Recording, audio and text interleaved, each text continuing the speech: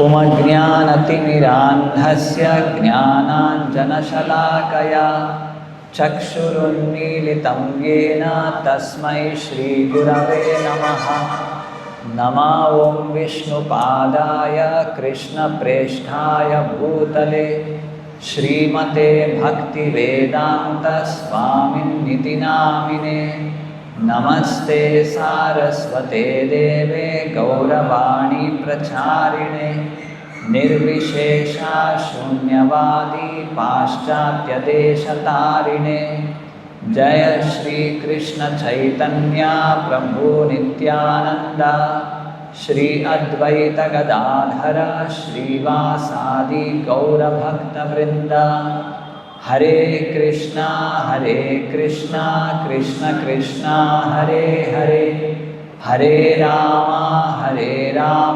Ram Ram Hare Hare. So here we are seeing the story or the drama. Now it has come to another threshold. Till now we were being described the arena of Prajapati Daksha, the events which unfolded at that sacrificial arena, culminating in the destruction of the entire area and chopping off the head of Prajapati Daksha by Veerabhadra. And of course all the other devatas and the sages, the brahmanas, they were all nicely beaten up, injured in their body. So all of them, they proceeded to Brahmaloka and explained their condition to Lord Brahma. So Brahma took them all and they proceeded towards Kailasa, the abode of Lord Shiva. A very great detailed description of how the place Kailasa, the surrounding, how beautiful it was, almost resembling the spiritual world. So that description we saw. And finally the journey of the devatas headed by Lord Brahma culminated at the end when they saw a very huge banyan tree. Very huge. How huge it was? Anyone remembers? 800 miles high and 600 miles around. That was the size of that banyan tree. It was very much imposing. So they saw that banyan tree, but surprisingly they saw there were no birds, chirping birds, because banyan tree shade is there, means lot of birds are there. They keep chirping and creating noise. Nothing was there. Nice shade is there, no disturbance is there. So they all thought, oh, this is a very nice place for meditation. So this description we saw in the previous verse, and in today's verse we see under that big, huge or great banyan tree, whom did they see?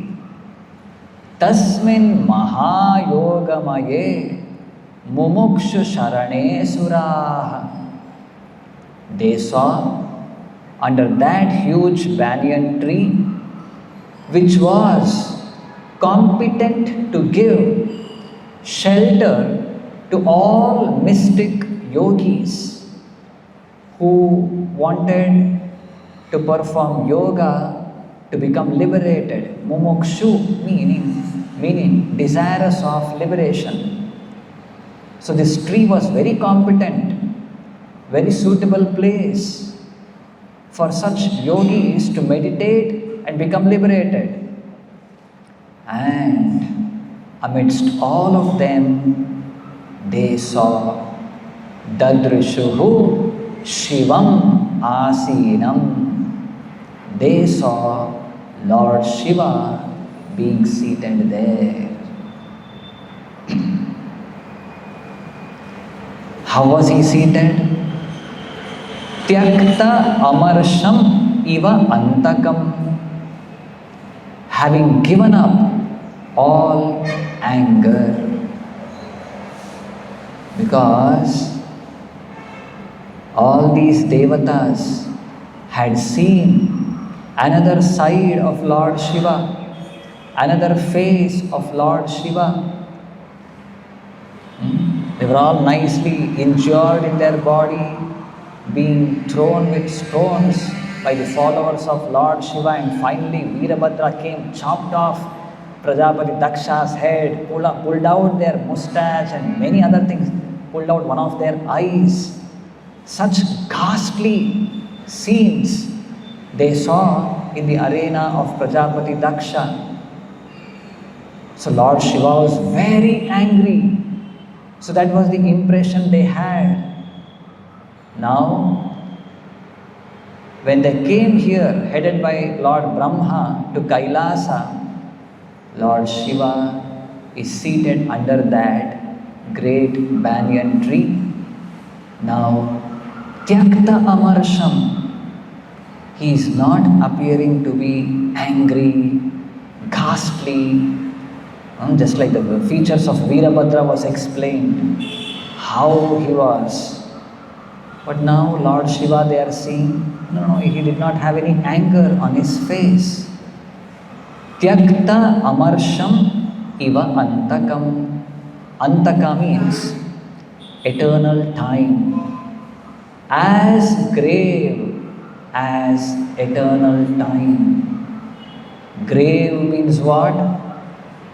Something very silent, something very serious, very important thing. And the gravity we say, very grave personality. So Lord Shiva appeared to these devatas in such a manner.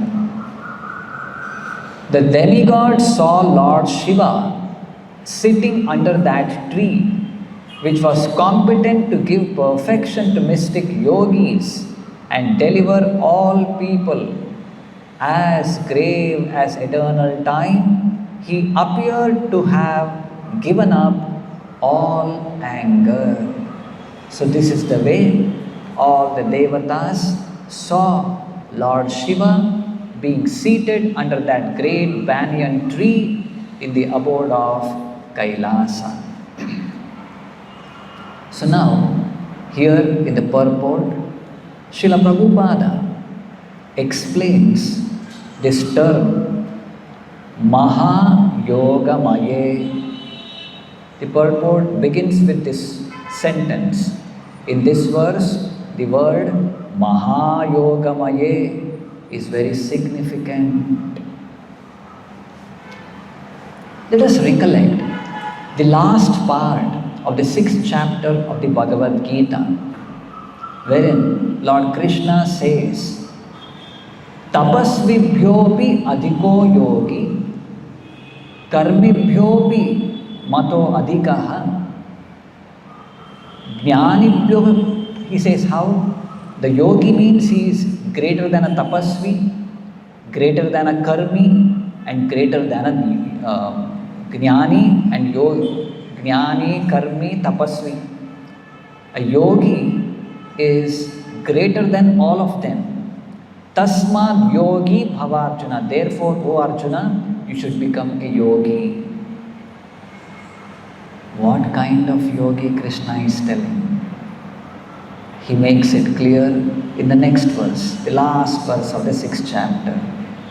Yoginam api sarvesham madgatena antaratmana shraddhavan bhajate yoma same yukta tamo mataha. That yogi who abides in me, who Shraddhavan bhajate yomam, with full faith, he engages in devotional service to the Supreme Lord.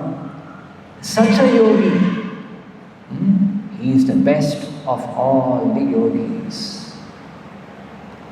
Here we see Srila Prabhupada telling, in clear terms, Srila Prabhupada explains, no ambiguity. Prabhupada says, yoga means meditation on the Supreme Personality of Godhead. This is yoga. What is yoga? Meditation on the Supreme Personality of Godhead. Whatever conceptions we may have related to the term yoga, those are all, we can say, some preliminary steps which helps finally the yogi to come to this platform of meditation on the Supreme Personality of Godhead. If they have not come to this stage, that means such yogis are incomplete in their yogic practice. So they have reached this stage, complete meditation on the Supreme Lord. Yes, they have reached their perfectional stage. Okay, Srila Prabhupada doesn't stop here. Prabhupada says, yoga means meditation on the Supreme Personality of Godhead, and Mahayoga. See, there is one thing, yoga, and there is another thing, Mahayoga. What is this Mahayoga? And Mahayoga means those who engage in the devotional service of Lord Vishnu. See, there is something yoga, meditating on the Supreme Lord, and there is something Mahayoga, being engaged in devotional service to the Supreme Lord. Just like in our temple we see, there are some devotees engaged in cleaning some pots in the kitchen and other places. There are some devotees engaged in cleaning, brooming, mopping, and such menial services. There are some devotees who go out for collection, for constructing the temple. Likewise, many devotees, in varieties of ways, they are engaged. So as per this definition, all these devotees, Mahayoga means those who engage in the devotional service of Vishnu. So as per this definition, devotees who are engaged in the service of the Lord are all Mahayogis. Not just ordinary yogis. See, there are yogis who are still in an imperfect level, practicing some asanas, some breathing exercises. They have not yet reached the perfectional stage. And there are some yogis who have reached that perfectional stage. They are real yogis whose mind is fixed on the Supreme Lord in meditation. And above them is Mahayogis who are engaged in the devotional service of the Lord. And more specifically, Prabhupada says how they are engaged in the Navavidha Bhakti, starting from Shravanam, Kirtanam, Smaranam, Archanam, Vandanam, Dasyam, Sakhyam, and finally Atmanivedanam. So those who are engaged in all of these or any of these activities, limbs of bhakti, they are all Mahayogis. Now, here let us see the description given of Kailasa, where it is said there are 9 kinds, different kinds of devotional service, of which Smaranam is one process. The yogi remembers the form of Lord Vishnu within his heart. Thus, there were many devotees engaged in meditation on Lord Vishnu under the big banyan tree. So, just get that picture. There's a big, huge banyan tree, hundreds of miles across and height, and there Lord Shiva is being seated, and not just him, there are innumerable other great yogis meditating on Lord Vishnu within their hearts. So here, let us try to understand more specifically, in a detailed manner, what exactly they are meditating upon. Otherwise, meditation means, just like in the modern day world, there are so-called meditation classes, meditation teachers who mislead many of their so-called followers in different kinds of some gymnastics, some many things which does not lead them to come to this perfectional stage, or they are not aware of this perfectional stage of meditation or yoga at all. So we find in the Bhagavatam a very beautiful description given by Narada Muni to Dhruva Maharaja. When Dhruva went to the forest with great determination to acquire a kingdom bigger than his father's, there he met Narada Muni, who initially tried to send Dhruva back to home, but Dhruva did not budge. Looking at his seriousness, determination, Narada Muni initiated him into devotional service. He gave one mantra. He explained to Dhruva how to meditate on the Supreme Lord. Narada Muni told, go to a sacred place.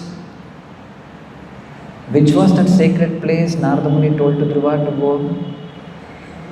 Madhuvana, yes, Madhuvana. Go to Madhuvana, take bath in river Yamuna 3 times a day. There you sit in whatever such and such posture and you meditate on the Lord who is within your heart. How does the Lord look like in the heart? That very beautifully Narada Muni explains to Dhruva. Let us hear about it. There are 8 verses in which, like Narada Muni's description, we find of the Supreme Lord seated in the heart of every living entity as Paramatma. So it begins with this. Prasadabhimukham shashvat prasannavadane kshanam sunasam subhruvam charu kapolam surasundaram. The Lord, prasada abhimukham, He is always prepared to offer mercy to His devotees. Shashvat means always. Prasadabhimukham shashvat. Prasanna vadane kshanam. Prasanna means always being pleased. And sunasam subhruvam. Nasa means his nose. It's very, very, very attractive. And Subhruvam, his eyebrows. They are also very attractive. And Charu Kapolam, his forehead is still more attractive. Kapolam Surasundaram, he is more beautiful than all the demigods. And then Tarunam Ramaniyangam Arunoshtekshanaadharam Pranatashrayanam Nrimnam Sharanyam Karunarnavam. He is very youthful, Tarunam. Ramaniya Angam, all his bodily limbs are very, very beautiful. Aruna Oshtha Ikshana Adharam. Aruna Oshtha, meaning his lips are very pinkish, very pink, very like attractive pink in color, just like the early morning sun. So you would have seen rising sun, little pinkish, orange, very attractive, very bright. That's the color of the lips of the Lord. Similarly, his eyes also very beautiful. Pranata Ashrayanam,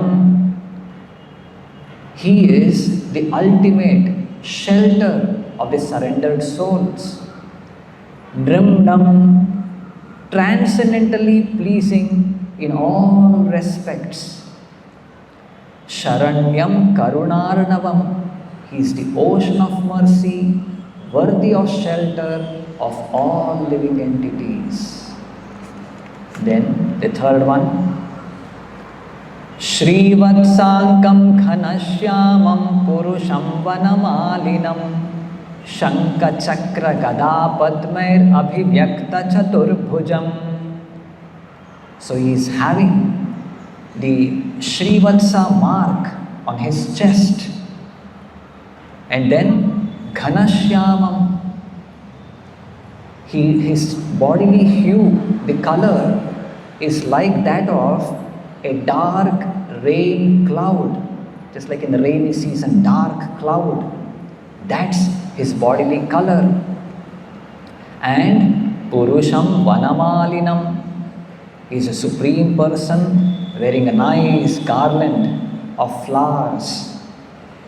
And Shankha Chakra Gada Padmair Abhivyakta Chaturbhujam, he has 4 hands, and in each of them he holds a conch, disc, gada, and lotus. So these are the 4 things he is holding in his 4 hands.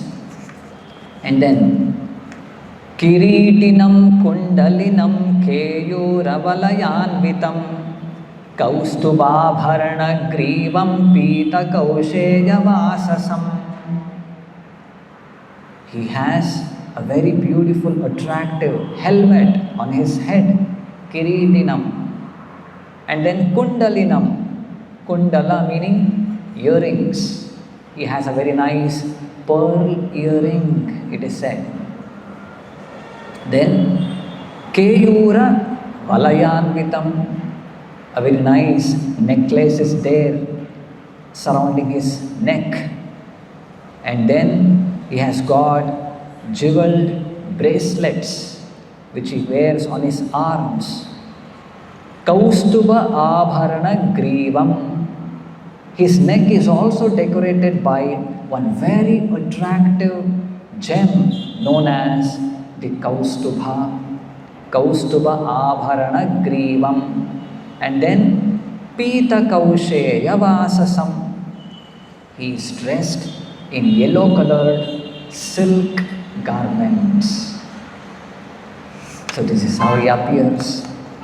5th one, Kanchi Kalapa Paryastam Lasat Kanchana Nupuram Darshaniyatamam Shantam Mano Nayana Vardhanam. Kanchi Kalapa meaning there are small bells. Where are they? Paryastam. surrounding his waist. Surrounding his waist, he is wearing a belt which has got small belts. Lasat kanchana nupuram. His legs are decorated with golden anklets. And then darshaniyatamam shantam. He has got super excellent features and is very shanta, meaning calm, very peaceful, very quiet. Mano nayana vardhanam, very pleasing to the eyes and the mind. Just looking at him, his appearance, his sight is very pleasing to the mind and the eyes. Sixth one.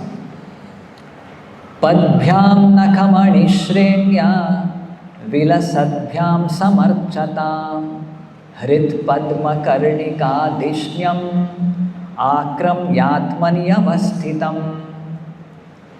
His feet, that is padbhyam, nakhamani shrenya. There are like toe nails. And how are they? They are looking like the light of jewels. It's appearing like jewels are arranged and very attractive light is emanating from those jewels. Vilasadbhyam samarchatam. Vilasadbhyam means his lotus feet is very much glittering. Samarchatam. Samarchatam means those who worship those lotus feet of the Supreme Lord. How do they worship? Hrit Padma Karnika Dhishnyam. The Supreme Lord's lotus feet, where is it situated? In the heart, which is like the whorl of the lotus of the heart. The lotus flower is there, the center portion of the lotus flower, which is called as the whorl. The Lord is standing there. His lotus feet is upon that whorl of that lotus. Akramya atmani avasthitam. He seizes the mind of anyone who just looks at him. Their mind will be attracted towards him. And then Smayamanam abidhyayet sanuragavalokanam niyate naika bhutena manasavaradharshabham. The Lord is smiling. Smayamanam. He's not, we heard he is silent. Little smile is there on his face. Smayamanam. Abidhyayet. So a yogi should meditate on this particular form of the Lord. Smayamanam abidhyayet sanuroga avalokanam. Sanuraga avalokanam. So one who is looking towards the devotees with great affection. Anuraga meaning love, affection. Niyatena ekabhutena manasa. Niyatena means regularly. Ekabhutena means with single pointed attention. The yogi should meditate abidhyayet on this particular form of the Lord, who is Varadarshabham, who is the bestower of benedictions. So this is the form on which a yogi should meditate. And the last one. Evam bhagavato rupam subhadram dhyayato manaha nivritya paraya turnam sampannam na nivartate. So evam bhagavato rupam, like this, the form of the Supreme Lord, subhadram dhyayato munehe. This is Subhadra, meaning all auspicious form of the Lord. It brings all auspiciousness in the life of a devotee. Dhyayato manaha nivritya paraya turnam. At once Turnam means very soon or very quickly. Nivritya, it gives freedom or liberation from material bondage to the devotee, to the yogi who is meditating on this particular form. Turnam paraya nivritya sampannam na nivartate. Being sampanna, meaning the yogi who has seen the Supreme Lord in such beautiful manner, whose eyes, mind became so much pleased by looking at the Lord. Sampannam na nivartate. Having elevated to that platform, never he falls from that position. He never becomes attracted to any other objects of this material world, so-called beautiful objects of this material world. So this is real meditation. One who does this, he is a real yogi. One who meditates in this way, concentrating his mind upon the always auspicious form of the Lord, is very soon freed from all material contamination, and he does not come down from meditation upon the Supreme Lord. So that's what it is said here. So such yogis are those who are described in these pages of the Bhagavatam. Not some ordinary people. They're all yogis, and especially Mahayogis are those who engage practically all their words, their actions, their mind, everything dedicated for the service of the Lord. And those are the people who are really liberated. That's what Prabhupada says in the purport. So this is what we have heard. Muktir hitva anyata rupam swarupena vyavastitihi. What is real mukti? Hitva anyatha rupam. Giving up the temporary, illusory, material body or material conception of life, and hitva anyatha rupam swarupena vyavastitihi. Being re-established in their original constitutional position as a servant of the Supreme Lord. And then this also we have heard, Iha yasya harer dasye karmana manasa gira nikhilasu avasthasu api jivan mukta sa uchyate. So a devotee aims for this, even though he may be in the material world, having a material body, but a real yogi or a Mahayogi, he engages karmana manasa gira, his words, his mind and his body in the service of the Supreme Lord, and thus he is liberated. So with this we'll conclude. So this is how Lord Shiva was being seated in the abode of Kailasa, surrounded by all great Mahayogis, and later we'll be seeing how the description of which all categories of whatever personalities were being seated there, and how did these Devatas and Lord Brahma, what did they do after going to Kailasa, after seeing Lord Shiva. That's the discussion in the coming portion of the Bhagavatam. We'll conclude with this. Grantraj Srimad Bhagavatam ki, Srila Prabhupada ki,